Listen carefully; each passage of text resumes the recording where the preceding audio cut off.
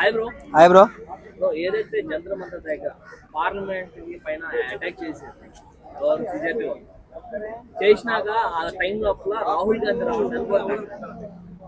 Like ఇన్ని రోజులు మరి ఏ విదేశాలలో తిరుగుతారో అర్థం అవట్లేదు, మరి ఫోన్లోనే చేతులు ఉన్నాయో లేవో తెలియదు. కానీ ఇన్ని రోజులు ఆ పిల్లలు పడే కష్టాలైనా సరే లైక్ ఏదైనా సరే లైక్ ఏం తెలియదు, లైక్ అమాయకులు ఫస్ట్ టైం గా చూస్తున్నాం అని చెప్పేసి అన్నంత సులువుగా లోపలికి వచ్చేసేసారు. లేదో పిల్లలకి సపోర్ట్ చేద్దామని చెప్పేసి ఇది ఏ మాత్రం అయితే సపోర్ట్ కాదు. వాళ్ళ పార్టీలని లైక్ ప్రమోట్ చేసుకోవడానికి అనుకోవచ్చు, లేకపోతే లైక్ టీవీలో కనిపించడానికి అని అనుకోవచ్చు, ఇంకా చాలా విధాలుగా అనుకోవచ్చు.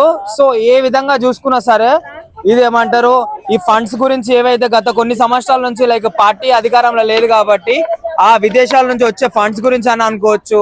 సో చాలా విధాలుగా అనుకోవచ్చు. కానీ పిల్లలు లైక్ అమాయకమైన ప్రజలు లైక్ ఇక్కడ మనం చెప్పాల్సింది ఏందనంటే లైక్ వీళ్ళని గుడ్డిగా నమ్మిస్తారు. ఏందనంటే ఒక ఫేమస్ యాక్టర్ వచ్చిండు, లేకపోతే ఈ రాహుల్ గాంధీ వచ్చిండు, లైక్ ఫేమస్ పొలిటీషియన్ అని చెప్పేసి మా బ్యాక్ సైడ్ ఉన్నారు, లైక్ మాకు సపోర్ట్ గా ఉన్నారు అని చెప్పేసి ఈ పిచ్చి స్టూడెంట్స్ నమ్ముతున్నారు. కానీ వాళ్ళకి ఎటువంటి సంబంధం లేనట్టే ఉంటారు. సరే ఇంతగానో కొట్లాటలు అవుతున్నాయి, లైక్ ఇంతమంది పిల్లలుగా ఏమంటారు నెత్తురు బయటకు వస్తుంది, ఒక పిల్లల్ని పోలీసులు కొట్టడం ఇట్లాంటివన్నీ చేస్తారు కదా. మరి ఏదన్నా ఒక పొలిటీషియన్ కైనా సరే, లేకపోతే ఏమన్నా యాక్టర్ కైనా సరే, ఇప్పుడు ప్రకాష్ రాజ్ అయినా సరే, లేకపోతే రాహుల్ గాంధీకి అయినా సరే, ఎవరికైనా చిన్న గీత కూడా పడ్డదా?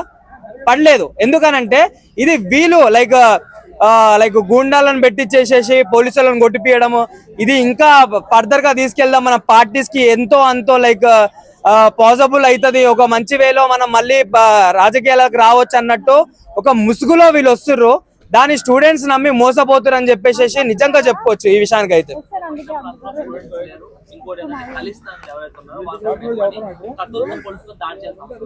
అన్న ఒక్కటన్నా, స్టూడెంట్స్ అంతవరకు చదువుకోరు, నీట్ ఎగ్జామ్ రాసే వరకు చదువుకున్నారు. అట్లాంటి పిల్లలకి పోలీసుల మీద దాడి చేసే ఉద్దేశం ఉండదు, అర్థమైందా?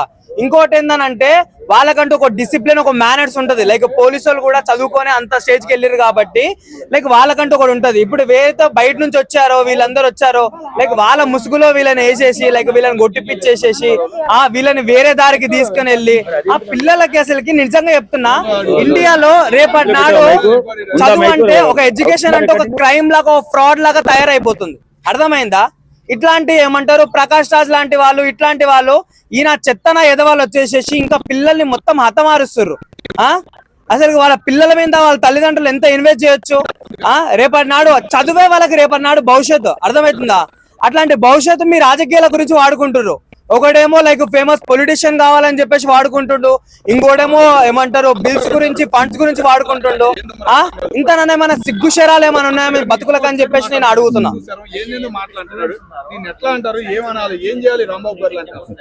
చాలా మంది ఆయనకి ఆంబూత్ అని పేరు ఎందుకు పెట్టారో కానీ నిష్కారణంగా పిచ్చెక్కిన ఆంబూతులు గరుస్తున్నాడు. వాస్తవంగా ఒక హోంమంత్రిని, దళిత మహిళ ఇష్టానుసారంగా మాట్లాడకూడదనేటటువంటి ఇంగిత జ్ఞానం లేని ఇప్పుడు చదువు గురించి, పిల్లల భవిష్యత్తు గురించి అని అంటే ఎందుకు ఇప్పుడు నరేంద్ర మోడీ గురించి కూడా మంచి చేసేవాడిని చేసేవాడు కూడా ఎప్పుడు విద్యాశాఖ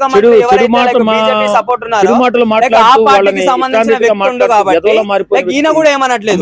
ఇక్కడ పిల్లల భవిష్యత్తు గురించి ఏ పొలిటీషియన్ అన్నా, ఏ రాజకీయ నాయకుడు ఎప్పుడు పట్టించుకుంటారు. వీళ్ళకి ఏంటంటే ఈ ఉద్యమం ఇట్లనే కొనసాగాలి, మేము టీవీలో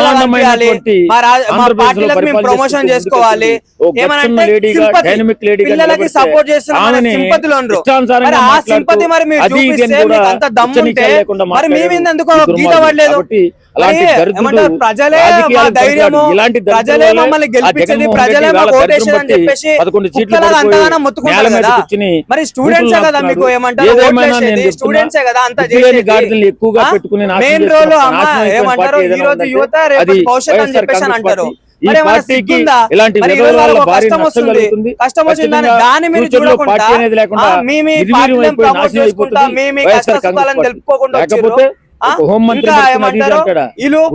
మార్నింగ్ నుంచి ఈవినింగ్ వరకు ఏదైతే ఉద్యమం నడుస్తుందో ఆ టైంలో వీళ్ళు ఉండట్లేదు. నైట్ టైంలో వచ్చేసేసి ఒక సోషల్ మీడియాలో వదిలేస్తే నిజంగా మేము ఏదో లైక్ చేసేస్తున్నాం అని చెప్పేసి అనుకుంటారు. కానీ అలాంటి మీరు ఎలాంటి ఏమంటారు, రాజకీయాలకు కుక్కలో దూరంగా మాకు తెలుసు, పెట్టాలా? అర్థమవుతుందా? ఎప్పుడు కూడా ఎక్కడ పోటీ అమాయకులైన చేసినా స్టూడెంట్స్ ని అలాంటి మీరు వ్యక్తుల్ని ఇంతగానం హింసిస్తారు ఖచ్చితంగా కానీ ఓడించి స్టూడెంట్స్ కూడా చెప్పేది రాజకీయాలకు ఒకటే, దూరంగా పెట్టవలసిన బాధ్యత రేపు మనందరిపైన కొట్లాడితే ఉంది. మీరు మీ కాబట్టి ఏమంటారు రాంబాబు మీ లాంటి రైట్స్ గురించి వ్యక్తిని కొట్లాడండి, ఇంకెప్పుడు అంతేగాని కూడా మా గురించి నమ్మకూడదు, సపోర్ట్ ఆ ఆయన పార్టీని వచ్చి నమ్మకూడదు. నేను వచ్చినానంటే రేపు అన్నాడు చచ్చేది మీరే, అర్థమవుతుందా? మీరు చస్తారు, మీ అమ్మా నాన్న కళలు కూడా చస్తాయి.